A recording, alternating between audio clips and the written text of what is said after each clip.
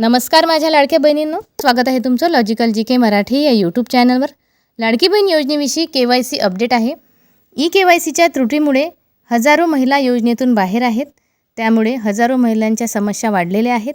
याचविषयी आज सविस्तर माहिती आपण आपल्या व्हिडिओच्या माध्यमातून बघणार आहोत। तत्पूर्वी मैत्रिणींनो, चॅनलवर नवीन असाल आणि चॅनलला सबस्क्राइब नसेल केलं तर अशाच खात्रीशीर आणि 100% खऱ्या बातम्या बघण्यासाठी चॅनलला पटकन सबस्क्राइब करत चला।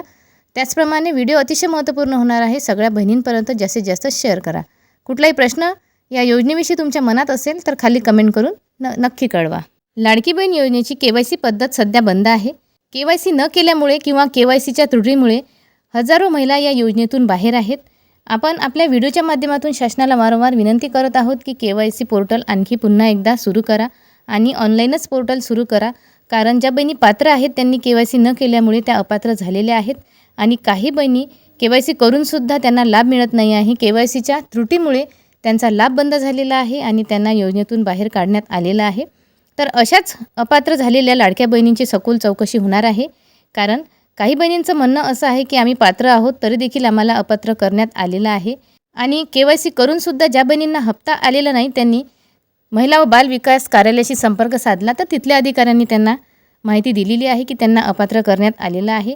परंतु त्यांचं अपात्र करण्याचं कारण त्यांना नेमकं अजून कळलेलं नाही। त्यांना त्यांचं फॉर्मचं स्टेटस बघायचं आहे महिला व बाल विकास कार्यालयात जाऊन। त्यांचं म्हणणं असं आहे की आम्ही अपात्र नाही, आम्हाला अपात्र करण्यात आलेलं आहे, आम्ही पात्र बहिणी आहोत। तर अशा अपात्र झालेल्या लाडक्या बहिणींची सखोल चौकशी होणार आहे, त्यांची पडताळणी होणार आहे। खरंच ह्या बहिणी पात्र आहेत का की त्यांना मुद्दामून अपात्र करण्यात आलेलं आहे किंवा काही तांत्रिक अडचणीमुळे त्यांना मुद्दामून अपात्र करण्यात आलेलं आहे, काही तांत्रिक अडचणीमुळे त्यांना लाभ मिळालेला नाही।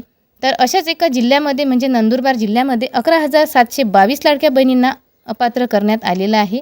म्हणजे 11,722 बहिणी अपात्र झालेल्या आहेत।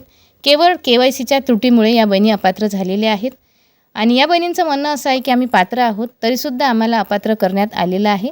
तर बहिणींनो, तुमची आता सकल चौकशी होणार आहे। प्रत्येक जिल्ह्यात असा आकडा आपल्याला बघायला मिळणार आहे। सध्या फक्त नंदुरबारमधला इथे आकडा समोर आलेला आहे। प्रत्येक जिल्ह्यात अशा बहिणी आहेत ज्यांनी KYC केली तरीसुद्धा त्यांना लाभ मिळत नाही आणि काही बहिणींनी KYCच नाही केली त्यामुळे त्या अपात्र झालेल्या आहेत आणि या सगळ्या बहिणी पात्र बहिणी आहेत, त्यांना त्यांचा लाभ मिळायला हवा कारण तो त्यांचा अधिकार आहे। लाडकी बहीण योजनेविषयी शासनाने नेहमी सकारात्मकच निर्णय घेतलेले आहे। शासनापर्यंत जर ही बातमी पोहोचली तर याविषयी काही ना काही उपाययोजना शासनाकडून करण्यात येणार आहे। कारण लाडकी बहीण योजना ही अतिशय महत्त्वाची आणि मोठी यशस्वी योजना आहे आणि ही खास करून महिलांसाठी राबवलेली योजना आहे। महिलांच्या सक्षमीकरणासाठी ही योजना इथे राबवण्यात आलेली आहे आणि महाराष्ट्र सरकारद्वारे या योजनेला सगळ्यात जास्त प्राधान्य दिलेलं आहे आणि बजेटमध्ये 12 महिन्याचा निधीसुद्धा या योजनेविषयी मंजूर होत असतो। आपण आपल्या व्हिडिओच्या माध्यमातून प्रत्येक व्हिडिओमध्ये अशाच प्रकारची सविस्तर माहिती दिलेली आहे। तर मैत्रिणींनो, आशा करते आजची ही बातमी तुम्हाला समजली असेल।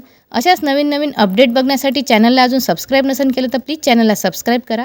व्हिडिओ अतिशय महत्त्वपूर्ण आहे, व्हिडिओला लाईक करा आणि कुठलाही प्रश्न तुमच्या मनामध्ये असेल तर खाली नेहमीप्रमाणे कमेंट करून नक्की कळवा।